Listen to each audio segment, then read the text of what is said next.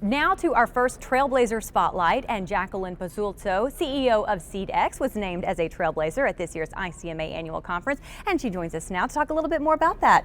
First off, congratulations. What does it mean to you to be named Trailblazer at this year's annual conference?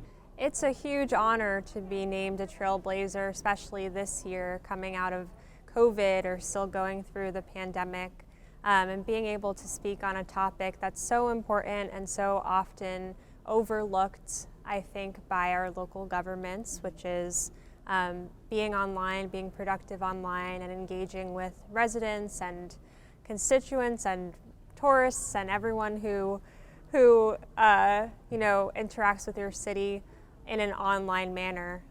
So that's a really huge honor to be able to speak on that right now, when it's more important than ever, I would say. True. So you have been recognized nationally for your skills in online marketing and advertising. What is the secret to creating a dynamic online presence that's memorable?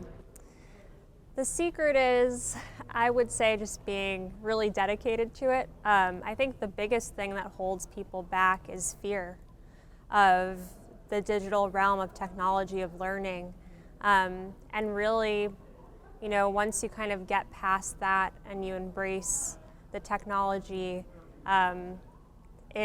it's so worthwhile. And I think just kind of making your physical presence feel the same online. So if I go to Portland or Nashville, that feeling that I get, whatever the strengths of the city are, I should feel that when I go onto your website and when I interact with you.